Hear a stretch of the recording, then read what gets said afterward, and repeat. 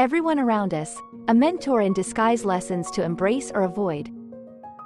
In life, we encounter countless people and situations that leave lasting impression on us, sometimes positively, sometimes negatively. Every interaction is an opportunity to learn, to grow, and to refine our understanding of what it means to live with integrity and kindness. A few years ago, I had an experience at a dentist's office that taught me a profound lesson, not only about how I want to be treated but also about how I want to treat others. I had been a loyal patient at this office over a decade, always paying promptly and respecting their service. I used to think I didn't need dental insurance until a few years ago. I took good care of my teeth, and I could pay for them myself. So, I always ended up paying for everything myself right after each dental visits. A few years ago in November, I decided to get dental insurance starting following year. Around December, I signed up for a plan with a dental insurance company that I thought was common among many Americans. After I got dental insurance, I called the office to make an appointment and told them that since I have dental insurance starting in January of following year, I would give them the name of my dental insurance company and information about my plan, but they just told me to come in on my appointment date. In that time, I thought about it, and I had been receiving treatment from that dentist for over 13 years, and my new insurance was from a famous insurance company. I did not think about calling the insurance company to find out if he was in my network or not. During a routine late visit, I discovered that the office was transitioning to a new doctor. I knew that my old dentist was getting ready to retire because my old dentist and the new dentist had been working together, but I didn't pay much attention to it. Okay, now the real story begins. I went to the dentist the first week of January, and my old dentist had retired at the end of December.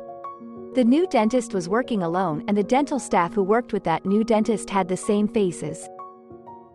After giving the office clerks my dental insurance information, I went in for dental x-rays, which I was told I should get once a year, and then another x-ray every 5 years, which I did not understand, and then dental cleanings, etc.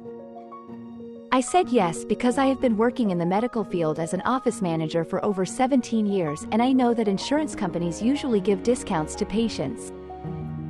As they performed various tests, I was unaware of the implications this would have with my insurance. After visiting the dentist under the new insurance, I didn't receive a bill for about 2 or 3 months. Concerned, I contacted the insurance company several times, only to learn that there had been delays due to the dental office, and I owed them around $480 because I was out of network with that new doctor. Wanting to clear any outstanding balance, I decided to go to the dental office in person to settle the payment. Before going to the office, I called ahead, mentioning that I have been a long-time patient, and asked if it would be possible to receive a small discount, considering the situation. The office agreed to discuss it, and myself with my best friend, a medical doctor familiar with medical billing coding, went to the dental office later that day to make the payment. When I went to the office that afternoon, the dental office didn't have any information about my dental claim, and they wanted the insurance company information that was on my phone. There were 4 people that office, including me. When I asked why, I found out that the new dentist had only just been approved for credential with my insurance at the end of February, so it was only then that they informed me why my dental bills were not there. I was confused for a moment. I politely suggested again that it would be fair if they gave me the discount since they didn't tell me in advance that my insurance didn't accept it yet. Plus, my dental cleaning wasn't urgent. I could wait a month or 2 for a new appointment. The woman in charge, who had known me for over 10 years and had a lot of life experience in her late 50s or early 60s, immediately told me that she could not give me any discount. So, after I decided to pay her my dental bill, they had set out with my credit card right away. As soon as I signed the receipt, she spoke loudly in front of others while giving me the receipt. "I know you run your medical office well, but if you don't like our dental office, you don't have to come here again." I was shocked by the public nature of comment and felt deeply hurt. When I looked at her face, I felt sorry for her. And I quietly looked at her and her coworker and my friend, the medical doctor, sitting behind me. I didn't say anything in response but simply agreed and left the office. Once outside in parking lot, tears welled up, tears not of joy, but of an unpleasant, emotional sting. I asked my friend if I had ever cried like this in public. Leave a legacy of people, not just profit. The phrase from the Korean drama, Sangdo, focus on building relationships. It encapsulates the idea that lasting value comes from the people we connect with rather than just financial gain. Over the course of 2 or 3 days, I thought a lot about what went wrong.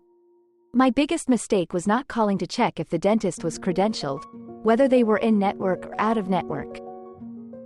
After reflecting for a couple of days, I called the dentist and told the unpleasant woman who answered that I thought she was right. I decided I didn't need to visit that dentist, so I asked her to cancel my future appointment. I said to her, "You don't know me that well," and then I paused for a couple of seconds.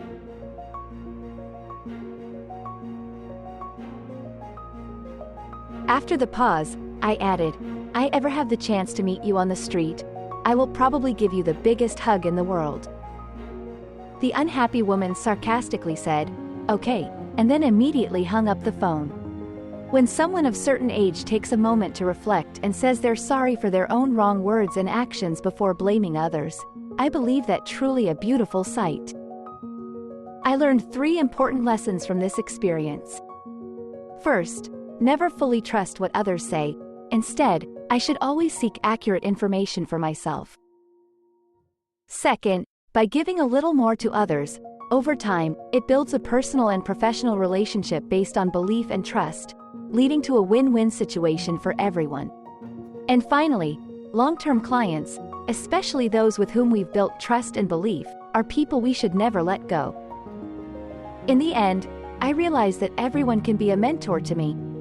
Some people with beautiful words and actions, while others do not. From them, I learn what to do and what not to do. Now that I've shared this story with you, how do you think and feel after hearing this story? Would you like to share your thoughts? Always, love and respect. Wise SK Mama.